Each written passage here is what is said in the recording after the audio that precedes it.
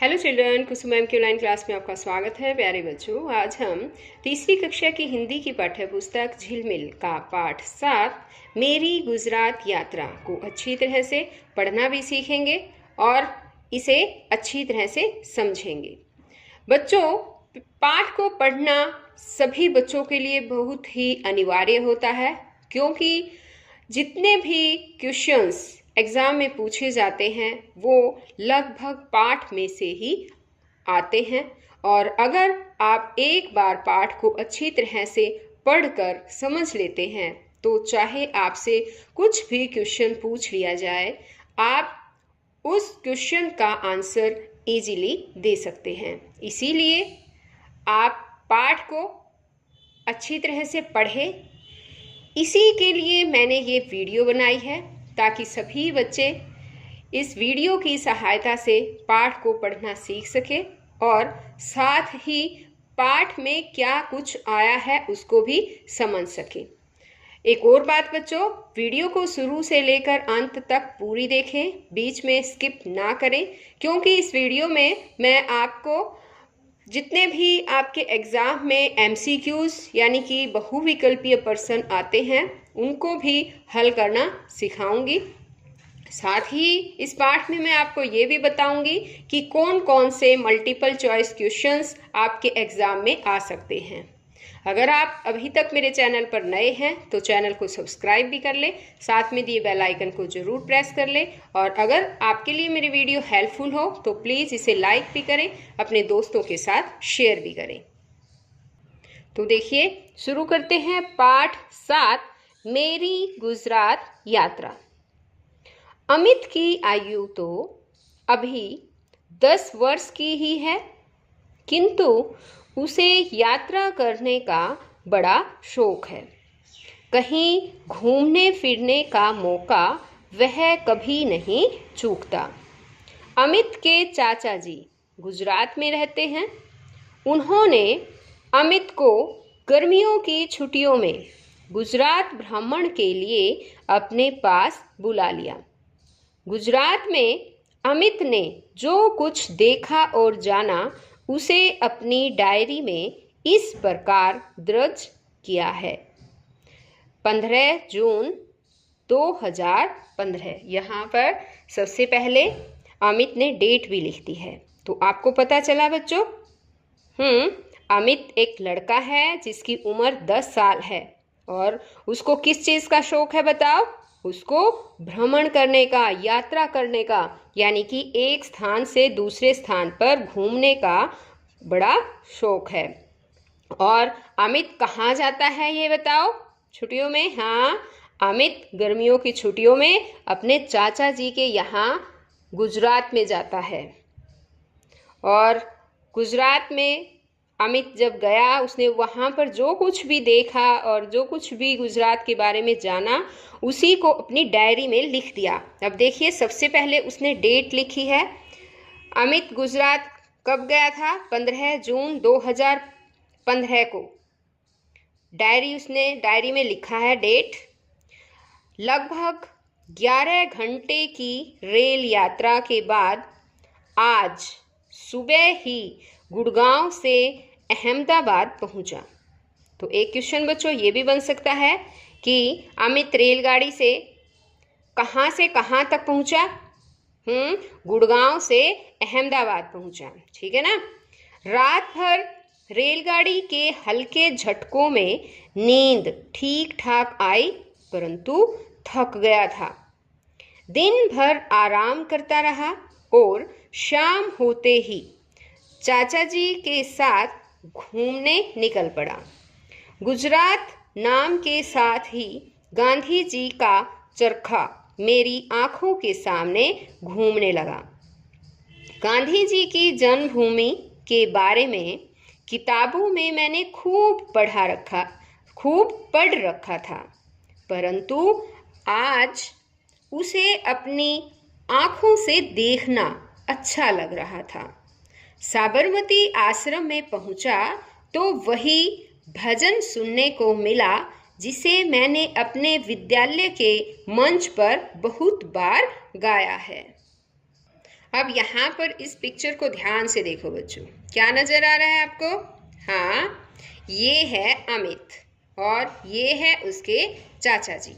अमित अपने चाचा जी के साथ कहाँ गया है बताओ? साबरमती आश्रम में। ये देखो, ये साबरमती आश्रम दिखाया गया है और इसमें यहाँ पर बताओ ये कौन है? हाँ, ये है महात्मा गांधी जी। और अब यहाँ जब साबरमती आश्रम में अमित अपने चाचा जी के साथ पहुंचा तो वहां पर उसे भजन सुनने को मिला। कौन सा भजन था पता है? तो ये भजन है, वैष्णव जन तो तेने कहिए जे पीड़ पराई जाने रे, पर दुखे उपकार करे तोए मन अभिमान न आने रे। मैं भी खुद को रोक न पाया और अपने स्वर उसी में मिला दिए। चाचा जी ने बताया कि यह भजन प्रसिद्ध भक्त नरसिंह मेहता का है। देर रात तक इसी भजन को गुनगुनाते हुए मैं और चाचा जी घर लौट आए। अब आगे 17 जून 2015 के यहाँ लिखते कि 17 जून को क्या हुआ। ये कहता है कि आज सुबह से ही मैं बहुत खुश था। आज चाचा जी मुझे श्री कृष्ण की नगरी द्वारिका घुमाने ले गए। द्वारिका के बारे में पिताजी से सुना था कि यह भारत के 4 धामों में से एक है। कहते हैं श्री कृष्ण मथुरा से यहाँ आए थे और इस नगरी को अपनी राजधानी बनाया था। चाचा जी ने बताया कि द्वारिका भारत के पश्चिमी किनारे पर स्थित है। इस सुंदर नगरी को देखकर मन रोमांचित हो उठा। यहीं सुदामा अपने मित्र श्री कृष्ण से मिलने आए थे। देर रात तक मैं और चाचा जी गरबा नृत्य देखते रहे। स्त्री पुरुष सुंदर गुजराती पोशाक पहने बड़ा सा गोला बनाकर नाच रहे थे। मैंने भी उस समूह में कदम ताल मिलाकर खूब नृत्य किया। गुजराती पकवान खाकर सारी थकान दूर हो गई। अब यहाँ पर भी कुछ आपके MCQs यानी कि मल्टीपल चॉइस क्वेश्चंस बनेंगे बच्चों। आपसे क्वेश्चन पूछा जा सकता है कि 17 जून को अमित अपने चाचा जी के साथ कहाँ घूमने गए? तो कहाँ घूमने गए? द्वारिका। और एक क्वेश्चन ये भी हो सकता है कि श्री कृष्ण की नगरी का नाम बताओ। क्या है? द्वारिका। और एक क्वेश्चन ये भी हो सकता है कि द्वारिका में श्री कृष्ण कहाँ से आए थे? मथुरा से आए थे। और श्री कृष्ण ने अपनी नगरी को अपनी राजधानी किसे बनाया था? किसे बनाया था बताओ? मथुरा से आने के बाद उन्होंने द्वारिका को ही अपनी राजधानी बनाया था। अब आगे ये भी क्वेश्चन पूछा जा सकता है कि द्वारिका भारत के कौन से किनारे पर स्थित है? कौन से किनारे पर? पश्चिमी किनारे पर स्थित है। एक ये भी क्वेश्चन मेन है बच्चों कि गुजरात का मेन मुख्य जो नृत्य है उसका क्या नाम है? क्या नाम है उसका बताओ? गरबा। और गरबा में स्त्री पुरुष जो है वो कौन सी पोशाक पहनते हैं? गुजराती पोशाक पहनते हैं। और यहाँ पर देखिए, अब आप इस तस्वीर को ध्यान से देखो। ये किसकी तस्वीर है पता है? हाँ, यहाँ पर गुजरात की औरतें सुंदर पोशाक, गुजराती पोशाक पहने हुए हैं और गरबा नृत्य कर रही हैं। और गरबा नृत्य जो है वो बड़ा सा गोल घेरा बनाकर करती हैं। अब यहाँ पर देखो बच्चों, ये तस्वीर ध्यान से देखो। क्या नजर आ रहा है आपको? कहाँ की तस्वीर है पता है? ये द्वारिका धाम है, यानी कि श्री कृष्ण की द्वारिका नगरी जो श्री कृष्ण ने अपनी राजधानी बनाया था। अब आगे है 19 जून 2015। अब 19 जून 2015 को क्या हुआ? यहाँ पर देखिए, गुजरात से अब घर लौट रहा हूँ। मैंने साबरमती आश्रम, द्वारिका के अलावा सोमनाथ का मंदिर और पालिताना की यात्रा भी की। पालिताना जैनियों का प्रसिद्ध तीर्थ है। सोमनाथ शिवजी का बहुत बड़ा मंदिर है।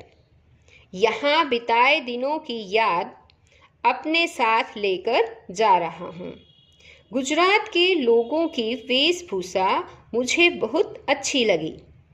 पुरुष धोती पहनते हैं और सिर पर साफा या पगड़ी बांधते हैं। स्त्रियां अधिकतर कामदार लहंगे और ओढ़नी पहनती है। मैंने भी छोटी बहन के लिए पीले रंग का गुजराती लहंगा खरीदा है। उसे पीला रंग बहुत पसंद है। मुझे यहाँ के पकवान ढोकला, खांडवी, फाफड़ा, श्रीखंड, गुजराती कढ़ी आदि बहुत अच्छे लगे। तो अब देखो बच्चों, यहाँ पर भी कई सारे क्वेश्चंस बनेंगे। तो सबसे पहला क्वेश्चन जो है वो हम पूछ सकते हैं कि अमित ने साबरमती आश्रम और द्वारिका के अलावा कहाँ की यात्रा की? तो कहाँ की यात्रा की? सोमनाथ का मंदिर और पालिताना की यात्रा की, है ना। और ये भी क्वेश्चन पूछा जा सकता है कि पालिताना किन का प्रसिद्ध तीर्थ है? किनका है पता है? जैनियों का प्रसिद्ध तीर्थ है। और यहाँ जो ये है मंदिर, सोमनाथ मंदिर जो है गुजरात में, वो किस भगवान का मंदिर है? उसके अंदर कौन से भगवान विराजमान है? पता है? शिव जी, शिव शंकर भगवान। और एक क्वेश्चन यहाँ पर यह भी पूछा जा सकता है कि गुजरात के लोगों की वेशभूषा कैसी है? पुरुषों की वेशभूषा क्या है? तो पुरुष धोती पहनते हैं, सिर पर साफा या पगड़ी पहनते हैं। ये वाला क्वेश्चन जो है वो बन जाएगा।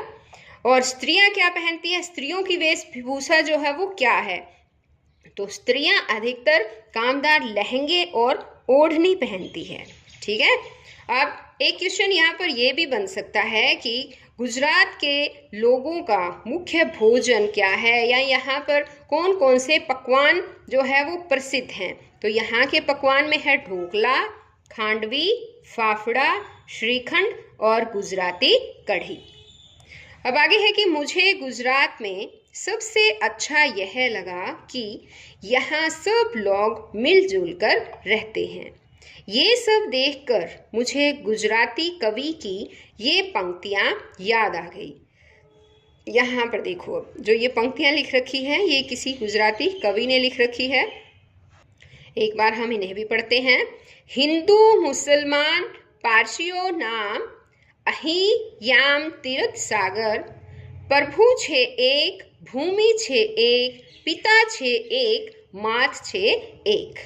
तो बच्चों, ये था मेरी गुजरात यात्रा पाठ। ये हमने अच्छी तरह से पढ़ना भी सीखा और इसमें जितने भी मल्टीपल चॉइस क्वेश्चंस आने वाले हैं उनको भी मैंने आपको उनके बारे में भी बताया, समझाया। और अब आज इस वीडियो में केवल इतना ही। नेक्स्ट वीडियो में हम इस पाठ में आने वाले अभ्यास को अच्छी तरह से सीखेंगे। तो बच्चों, हम फिर मिलेंगे इस पाठ के अभ्यास में। तब तक के लिए बाय बच्चों।